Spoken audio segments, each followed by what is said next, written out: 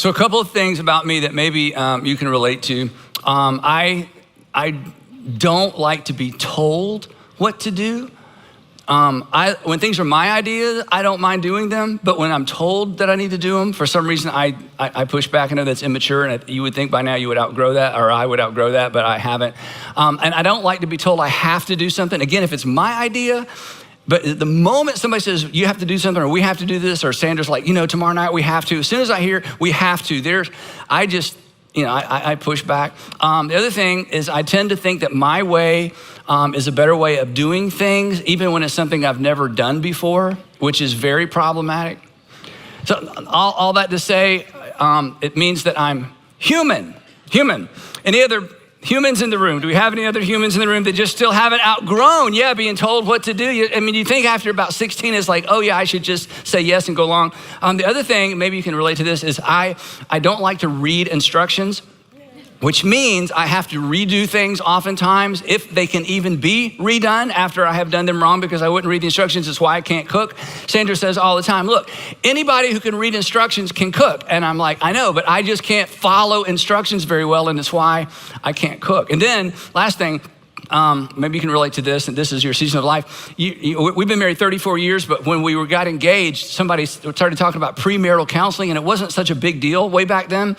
And I remember thinking, and back then it was all guys, it's like, so we're gonna go sit and some guy that I don't even know is gonna tell me how to run our relationship? I don't think so. And besides that, marriage, how hard can this be, right? But we did do premarital counseling, and I'm so glad we did. And Sandra is so glad that we did.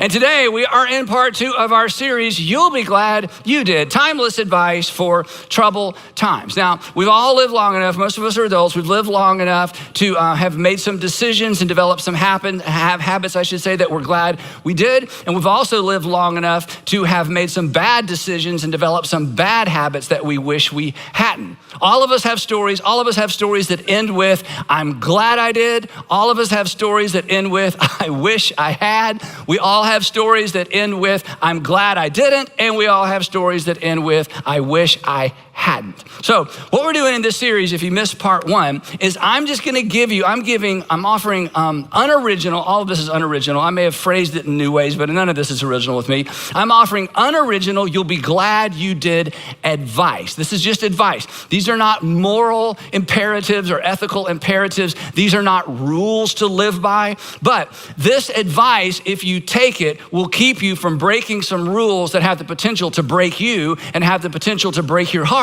and have the potential to break the hearts of the people that you care about the most. Now, this advice, we said this last time, is like the advice you give. All of you have given somebody advice along the way, whether they've taken it or not. We love to give advice.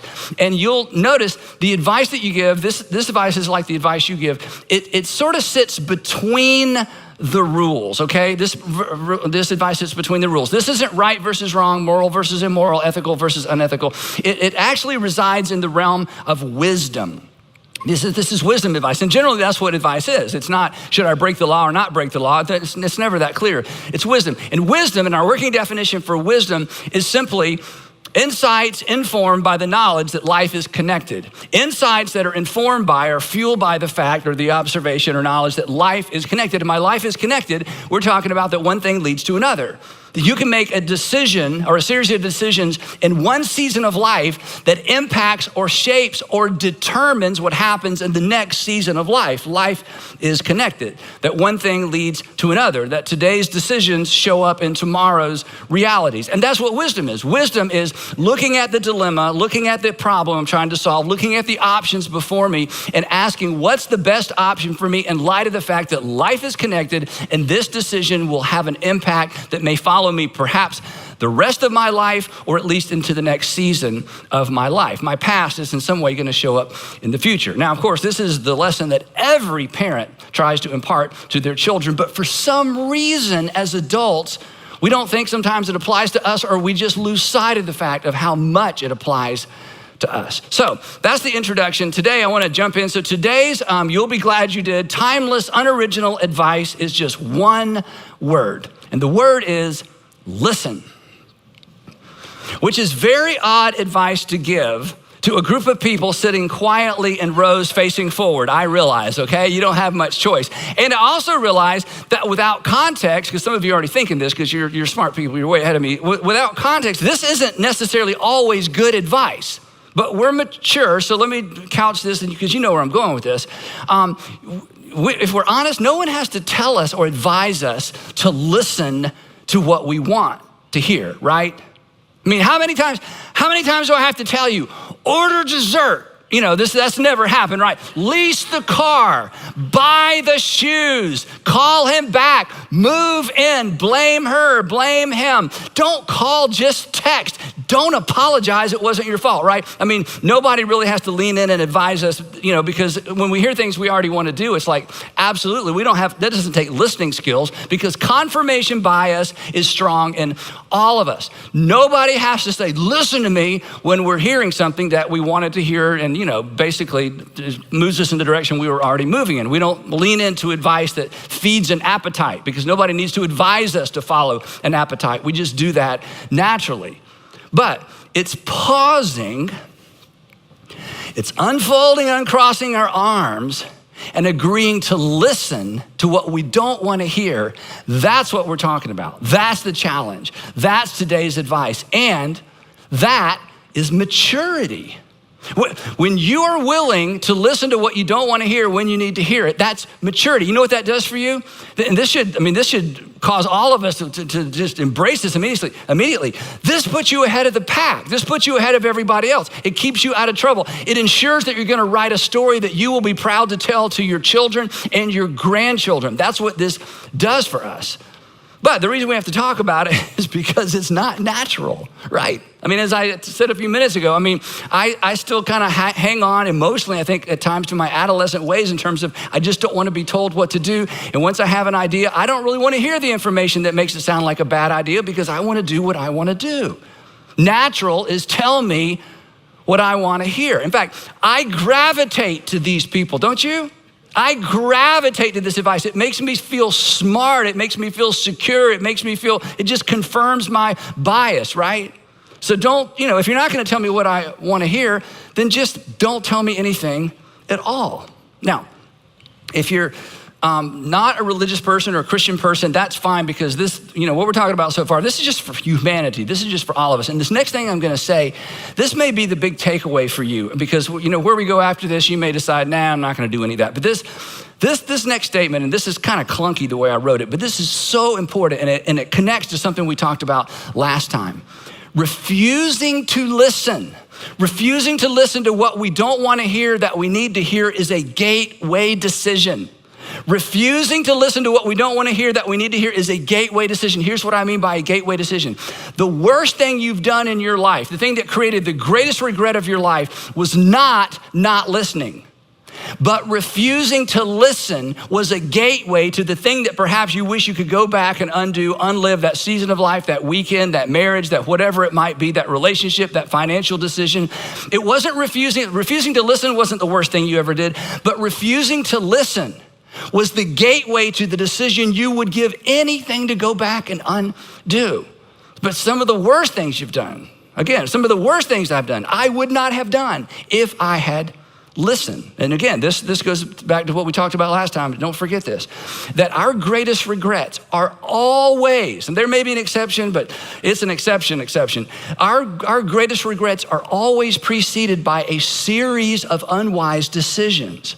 And refusing to listen to what we need to hear is an unwise decision that often sets us up for regret. That's why I say refusing to listen is a gateway decision. Now, I noticed nobody's writing any of this down, and that's fine. You don't need to. I mean, there may be some note takers. I'm a note taker. You don't need to write this down. You know why you don't need to write it down? You already know this. We all already know this. That's why it's so crazy. And the reason we know that what I'm saying is true is because we've been on the other side of this. Every single one of us has watched a friend, a family member, a neighbor, somebody at work, somebody that we care about begin to or move in an unhealthy direction or begin to make a bad decision, or we hear that they're about to make a bad decision, and we've thrown ourselves in front of them and said, whoa, look.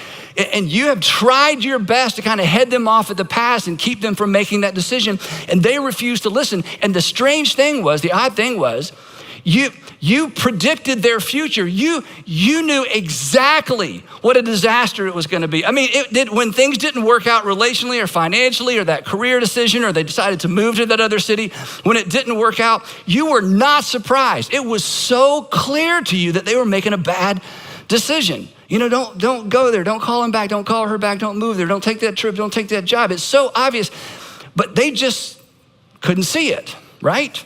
From the outside looking in, I mean, again, in fact, some of you, it was this week or maybe the last couple of weeks, maybe with one of your kids or maybe one of your adult kids, which is always so tenuous. From the outside looking in, it's so clear. And that's the point of this message. That's why we're talking about listen. Because to the people outside of you and outside of me, some of the decisions we're making or about to make or the options we're considering, it is so clear to them. And oftentimes it's not just one person, there's a them. And they got together and they said, who's gonna tell him?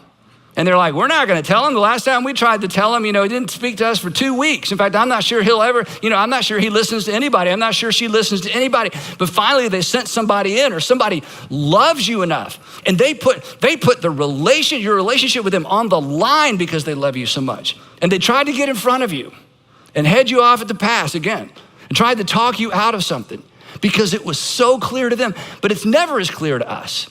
Because when we are in decision-making mode, when we're looking at options, especially as it relates to relationships and money, relationships and money are not emotionally neutral topics. Did you know that? Yes, they are not emotionally neutral topics.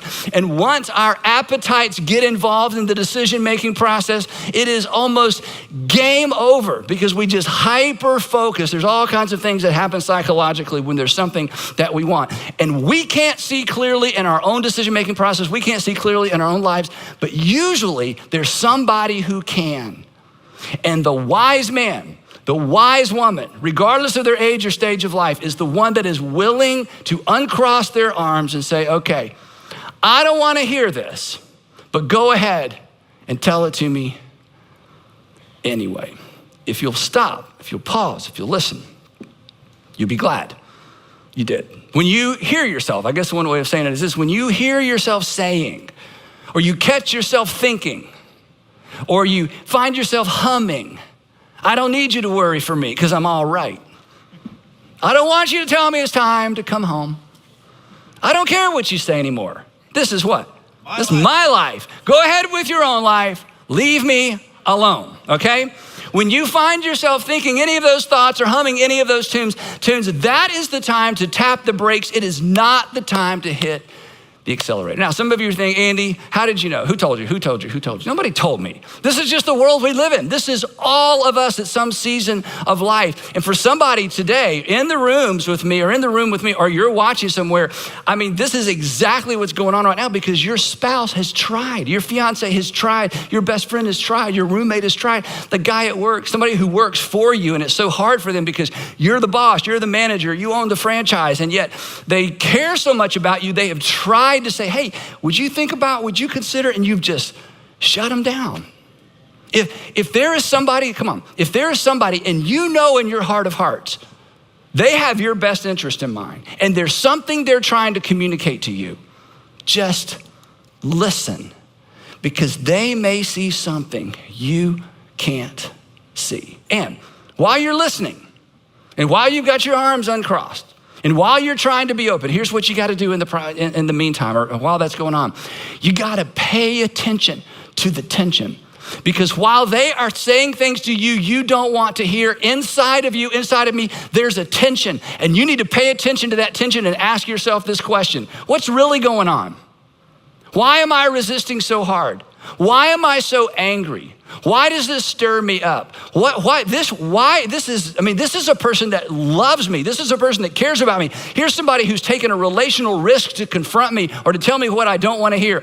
What is going on inside of me? What's really going on inside of me? Because oftentimes it's an us thing. It's not a them thing. So listen. When King David, he was the second king of Israel, ancient Israel. When King David died, his son took the throne. You probably know this sequence of events if you grew up in church or around church or just ancient history. His son's name was Solomon. And when Solomon became the king, he was a whopping 20 years old. prefrontal lobe development, and he is the king. Don't think too much about that, right? But fortunately for Solomon, he was smart enough to know and wise enough to know that he did not have what it took to be a king at 20. He was wise enough to recognize, and here's the key, and humble enough to admit he didn't know what he was doing, that he needed help. So his biographer actually documents a prayer that Solomon prayed and documents what happened in response to that prayer. And there's so much packed in here, and this is such a great model of the posture that all of us should live with regardless of how long we've lived. Here's what his biographer said that Solomon prayed. Here's his prayer. Now, Lord my God, you have made your servant king. First of all, this is a huge recognition. The people didn't make me king. You made me king. I'm king because you are the sovereign God who controls the destinies of all people.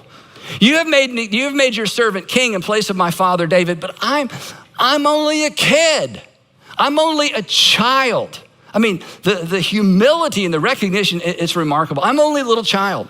And I don't know how to carry out my duties. I don't know how to be king. I mean, this is the perfect start. This is the right posture. In fact, this is the posture we should all maintain throughout our lives. I only know what I know, but I don't know everything I need to know. Then verse 9, we're skipping to verse 9, says this. So here's his prayer. So Lord, give your servant a discerning heart. You know what discerning heart is? Discerning is, here's all the information, here's everything going on, and I've got to navigate all this so at the end of the day, I've made the right decision and end up where I need to be. Give me a discerning heart, that there's no real map. I've never lived in this season before. I've never navigated what I've navigated before. I've never raised a child before. I've never been married before. This is my first career. This is my second opportunity with this industry. This is a new city. This is a new school. Give me a discerning heart to govern your people and to distinguish between right and wrong. For who is able to govern this great people of yours? And the result, the text says that God gave Solomon wisdom and very great insight and a breadth of understanding as measureless as the sand on the seashore. Now, just want to make one comment about this. This is so important. We all know that water follows the path of least resistance. Wisdom does as well. Water follows the path of least resistance. Wisdom does as well. And the least resistance when it comes to wisdom is humility. The recognition that I don't know everything I need to know, that I don't necessarily have it all together, that this is a new season for me. Humility equals receptivity. Pride always equals resistance. I don't need to hear that. I know that. Yeah, I've heard that before. Thank you, but you've never walked in my shoes. Thank you, but no thank you. And the outcome of Solomon's decision, his prayer and God's answering his prayer is that his fame spread to all the surrounding nations. If you read his story, I mean, men and women, kings and queens traveled to sit at Solomon's feet and to sit and listen to his wisdom and ask him questions. Now, I grew up on this story, and one of the things that years and years and years ago that I thought was so fascinating, it's what got me interested in this topic, so fascinating and honestly a little bit surprising, is that the man, Solomon, the man who needed advice least of all. I mean, here's the guy, he doesn't need anybody's advice because he's the wisest man on the planet, according to his biographer and the people that were around him. He's the wisest man in the kingdom. He doesn't need anybody telling him what to do. He doesn't need anybody's advice. But he wrote more about seeking advice and the consequences of resisting advice than any other ancient writer or philosopher, and more than any other author of any of our scripture. Because in his extraordinary wisdom, he understood the value of wise outside counsel. Here's just a few statements that you find scattered throughout his Proverbs. Instruct the wise, and they will be wiser still. In other words, nobody's ever old enough and wise enough to not need outside counsel or not need outside input. That the wise person, this is important, the wise person is always a learner. They're never the expert to the point where they don't need any more expertise or any more outside counsel. The wise person is always in learning mode. They resist the temptation and the tendency to do this. They resist the temptation to say, hey, I'm gonna wall people out because I think I know everything I need to know. He says this, a wise person will hear and increase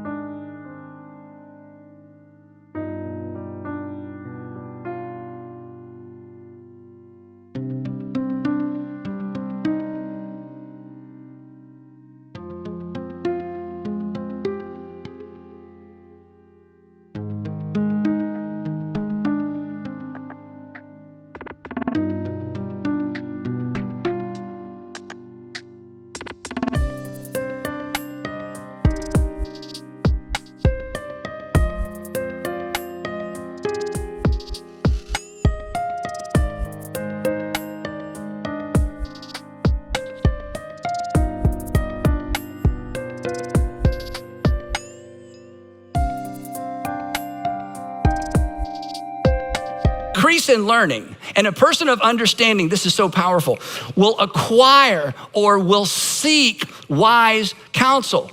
A wise person seeks out or acquires input from the outside. They don't wait to be told, and they don't have to be sold. They don't wait to be told, they don't have to be sold. They actually seek it out. They actually invite it in. They ask for it. They don't wait for people to say, hey, I need to talk to you about something. It's real important. It's going to be a little bit awkward. You might get mad at me. They're like, no.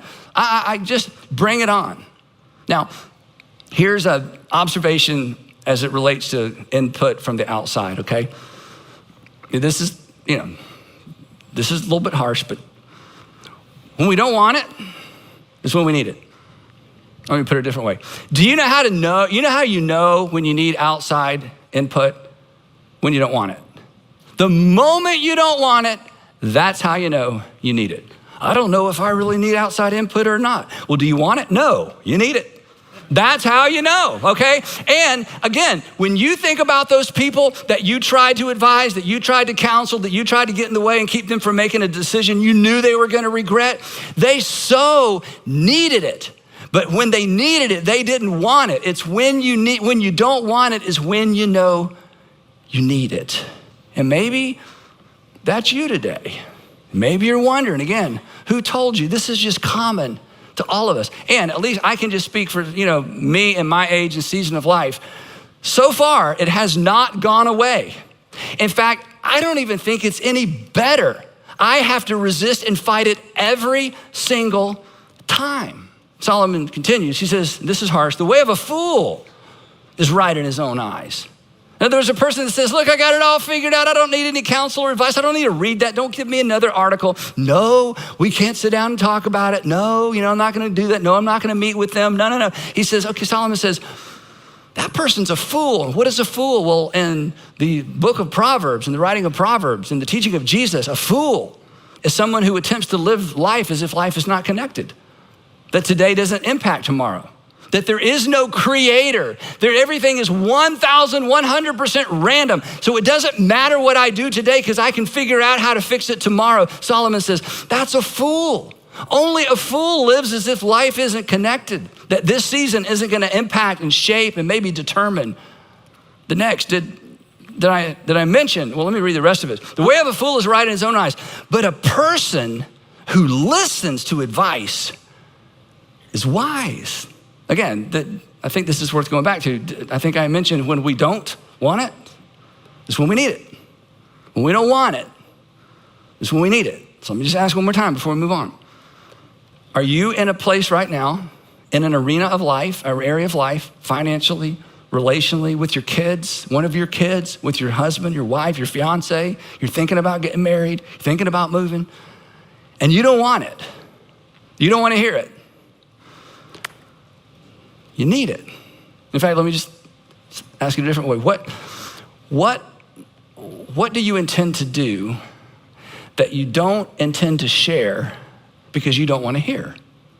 What are you intending to do that you don't intend to share because you don't want to hear? Because, and we've all been here, because we already know what they're going to say. And you just don't want to hear it. You don't want to hear it again. You don't want to hear it from somebody else. What are you planning right now, financially, relationally, professionally, academically, whatever it might be? What are you planning right now that you're not planning to share because you don't want to hear. Let me tell you what you're doing that you don't know you're doing. You are masterminding your own regret. You are planning a party you are not going to want to attend. You are planning. It's not accidental. When you get there, you can't say, I don't know how this happened. I can't believe this happened to me. How did I get here? No. You are planning it. You are planning it. Step number 1, I have a bad idea. Step number 2, I'm not going to share it with anybody. Step number 3, because I don't want to hear it, I'm going to do what I want to do. And then you're going to have a regret. And let me say one more thing about this. I know I'm really pushing. It means you're selfish, and you don't want to be selfish. You don't even like selfish people. You do not think you're a selfish person, but let me just say, if you are planning something that you're not willing to share because of what you don't want to hear, you are selfish, because when your regret shows up, when that season comes, when you reap what you've sown, it's not just going to impact you. It's going to impact the people that depend on you. It's going to impact the people who love you. It's going to impact the people that when things aren't going well for you, they have a hard time sleeping at night because they love you. And to not factor that in and to not consider that, it means you're selfish. It means we're self-centered. It means, going back to what Solomon said, this is the big picture. It means we're trying to live our life as if life is not connected. Not only does today impact tomorrow, your decisions impact the people around you and the people who love you and most and care for you most, because not only is life connected, you're connected. So what are you intending to do that you don't intend to share because you don't want to hear? You are masterminding your own regret. Moving on. Plans fail. You've heard this one before, I bet. Plans, in fact, you may not have known this was in the Old Testament. Plans fail for a lack of counsel, but with many advisors, they succeed. Do you want your plans to succeed? Do you want your marriage to succeed? Do you want your relationship with your children to succeed? Your relationship with your grandchildren? You want this new job to work? You want this second marriage to be the one? You want to get this right? Plans fail for lack of input, but they succeed with a multitude of counselors. Here's another one. Listen to advice. Again, this is a hard one. Listen to advice and accept discipline. Do you know what discipline means in this context? It means correction. It means, hey, I'm going to tell you what I'm thinking about doing. I just want you to let me have it. Don't hold back. Well, I think that's a terrible idea. That's what I need to hear. I don't like it. It doesn't make me feel good. It makes me feel kind of stupid, but hey, I want to hear it.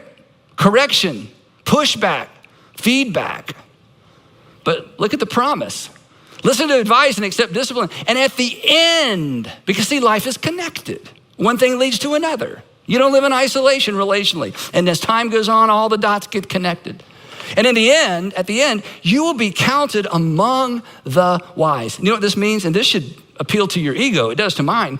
In the end, you will appear smarter than you really are.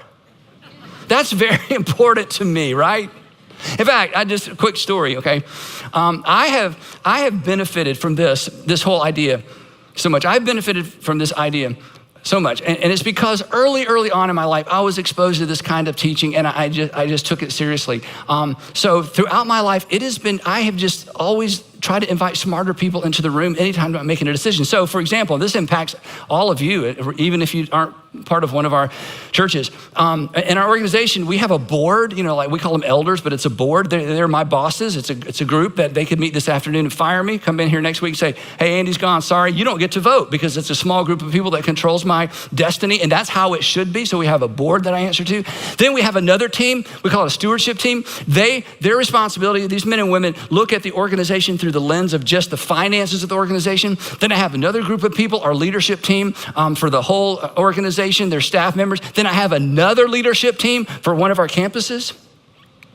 And when I meet with people who do what I do, and we talk about structure, how you compare notes, in industry, how you do things. Whenever I explain this to people who do what I do, 100% of the time they say the same thing. They say, that's so many meetings. And I say, no, That is so many wise men and women who have access to me to ensure that we guard and guide this organization responsibly. That's what that is. They make me look way smarter than I actually am. I am the hood ornament that gets all the credit. Catch a few bugs as well, but I am the hood ornament that gets so much credit for decisions that I made with a group of people who are way smarter than me. And over and over and over through the years, they have talked me out of some really dumb decisions. Because of what Solomon says, he says, you shouldn't be surprised by this.